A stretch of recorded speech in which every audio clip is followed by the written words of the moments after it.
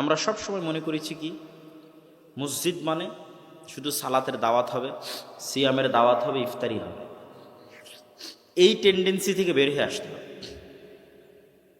মসজিদকে ইম্পাওয়ার, শক্তিশালী করতে হবে। মসজিদ এবং মসজিদের ইমাম এবং মসজিদের কমিটির পাওয়ার বাড়াতে হবে। এটা সম্ভব যদি মসজিদ কমিটি রাজনৈতিক লেজুর বৃত্তির মাধ্যমে তৈরি না হয়। আর যদি মসজিদ কমিটি রাজনৈতিক লেজুর বৃত্তির মাধ্যমে তৈরি হয় তাহলে জীবনও সম্ভব হবে না।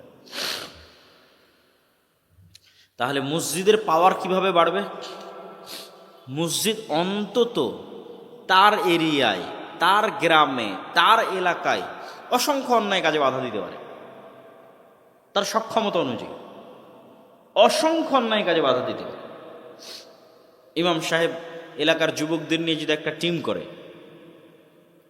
করে শুধু সালাত, সিয়াম, হজ, যাকাতে দাওয়াত না দিয়ে বলে আজকে থেকে আমাদের দাওয়াতে আর একটা জিনিস যুক্ত করে দিলাম, সেটা হচ্ছে এই এলাকায় কোনো চাঁদাবাজি চলবে না, এই এলাকাতে যৌতুকের ভিত্তিতে কোনো বিয়ে চলবে না,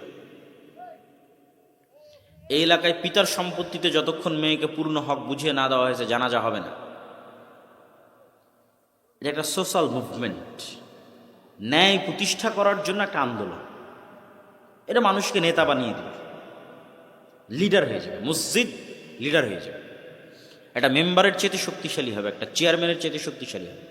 এটা অস্বাভাবিক কিছু না, অসম্ভব কিছু না। এবং এইটা করার সুযোগ এখনই। কেননা আবার যখন শক্তিশালী রাজনৈতিক দল ক্ষমতায় আসবে এবং তারা লম্বা সময় ক্ষমতায় থাকবে, তখন আপনি এই ফ্রিনেসটা অনুভব করবেন না। তখন আবার ওই আগের সিন্ডিকেট তৈরি হবে, সিন্ডিকেটের হাতে গ্রাম মহল্লা পর্যন্ত বিচার সালিশ চলে যাবে। আর যদি মসজিদ থেকে শুরু করে দিনী প্রতিষ্ঠান থেকে শুরু করে যুবক, স্টুডেন্টস, তাদের টিমগুলো দাঁড়ায় এইভাবে যে তারা সমাজে ন্যায় প্রতিষ্ঠার জন্য আন্দোলন করবে, সমাজে ইনজাস্টিসকে বন্ধ করবে। যেমন আমাদের বর্তমান সমাজগুলোতে সবচেয়ে বড় ইনজাস্টিস কি হয়? ক্ষুদ্র ঋণ। সবচেয়ে বড় ইনজাস্টিস সুদী ক্ষুদ্র ঋণ। এটা সবচেয়ে বড় অন্যায়, জুলম, অত্যাচার। সুদ মানুষের পায়ে গোলামির জিঞ্জির বেঁধে দেয়। এবং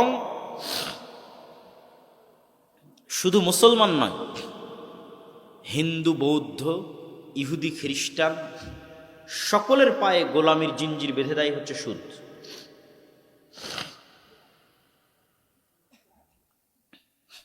তো এই জন্য আমাদের একটা সোশ্যাল মুভমেন্ট, সামাজিক আন্দোলন থাকা উচিত যুবকদের, মসজিদ ভিত্তিক, দিনী প্রতিষ্ঠান ভিত্তিক, যা সমাজে প্রচলিত অন্যায়ের বিরুদ্ধে লড়াই করবে, ন্যায় প্রতিষ্ঠার জন্য চেষ্টা করবে।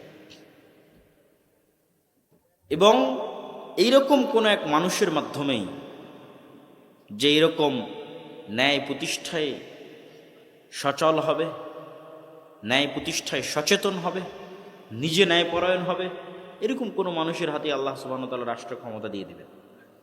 কিভাবে দিবেন তা আল্লাহ সুবহানাহু ওয়া তাআলা জানেন, কিন্তু এর চেষ্টা আমাদের করতে হবে। এবং এই চেষ্টা করার সুযোগ এখনই। মসজিদের পাওয়ার বাড়াতে হবে